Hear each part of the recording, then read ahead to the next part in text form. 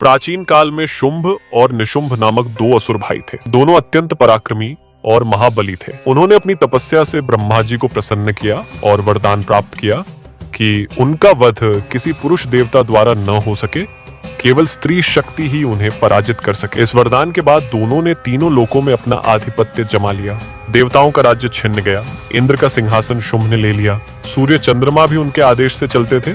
सभी देवता पराजित होकर हिमालय में जाकर मां आदि शक्ति की शरण में पहुंचे और देवताओं ने प्रार्थना की, हे जगदम्बे, आप ही हमारी रक्षा कर सकती हैं। शुंभ और निशुंभ ने समस्त देवताओं का अधिकार छीन लिया है, हमें न्याय दिलाइए। देवताओं की पुकार सुनकर माता दुर्गा ने प्रकट होकर उन्हें आश्वासन दिया। उन्होंने कहा, चिंता मत करो, समय आने पर इन दुष्टों का संहार होगा। जब उनका अत्याचार सीमा लांघेगा, तब मैं उनके नाश के लिए प्रकट होंगी। इसी समय शुंभ और निशुंभ के दूतों ने सुना कि हिमालय में एक अद्भुत रूपवती देवी प्रकट हुई हैं। उनका सौंदर्य अपार है, उनकी आभा सहनीय और मोहक है। तो ने यह समाचार शुंभ को सुनाया। यह सुनकर शुंभ ने लालच से कहा, यदि यह देवी इतनी सुंदर है तो वह मेरी महारानी बनेगी। जाओ, उसे मेरा संदेश दो। दूत माँ दुर्गा के पास पहुँचे और बोले, हे देवी, हमारे स्वामी शुंभ और निशुंभ तीनों लोकों के अधिपति हैं। उनके पास अनगिनत धन, बल, वैभव और संपत्ति है। वह आपको अपनी रानी बनाना चाहते हैं। आप भाग्यशाली होंगी यदि उनका प्रस्ताव स्वीकार करें। माँ दुर्गा ने मंद स्मित किया और बोली, दूतों, यह सत्य है कि तुम्हारे स्वामी शक्तिशाली हैं, परंतु मैंने प्रण किया है कि केवल वही पुरुष मेरा पति होगा जो युद्ध में मुझे पराजित कर सके। यदि शुंभ और निशुंभ मुझसे विवाह चाहते हैं, तो पहले उन्हें मुझे युद्ध में जीतना होगा। दूत यह संदेश लेकर लौटे और शुंभ को सुनाया। यह सुनकर शुंभ क्रोध से भर उठा। उसने अपने सेनापति चंड और मुंड को आदेश दिया, जाओ, उस घमंडी स्त्री को पकड़कर मेरे सामने लाओ। यदि वह युद्ध चाहती है तो उसकी इच्छा भी पूरी कर दो।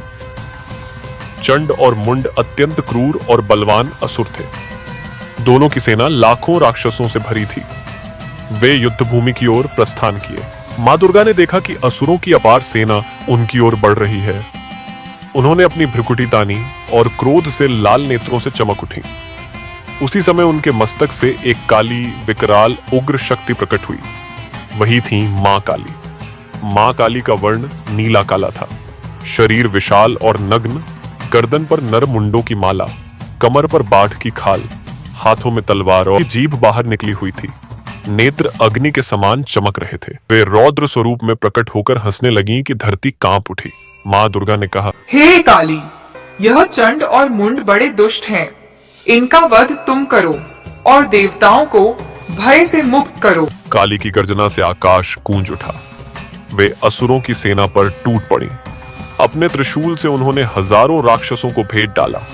अपनी तलवार से सिर काटकर रणभूमि को रक्त रंजित कर दिया। उनकी हंसी से ही असुर भयभीत होकर भागने लगे। चंड ने क्रोध से काली पर प्रहार किया, परंतु काली ने उसे एक ही वार में चीर दिया।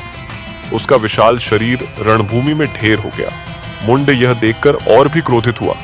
उसने पूरी शक्ति से हमला किया, किंतु मां काली ने अपनी तलवार से उसका सिर काट लिया। दोनों असुरों के वध के बाद रणभूमि रक्त से भर गई। मां काली ने उनके कटे हुए सिर अपने हाथों में उठाए और गर्व से मां दुर्गा के सामने प्रस्तुत किए। वे बोली, हे जगदम्बे, देखिए, चंड और मुंड दोनों का अंत हो चुका है। अब इनके अत्याचार से देवता मुक्त हैं। मां दुर्गा ने प्रसन्न होकर कहा, हे काली, तुमने चंड और मुंड का वध करके महान कार्य किया है।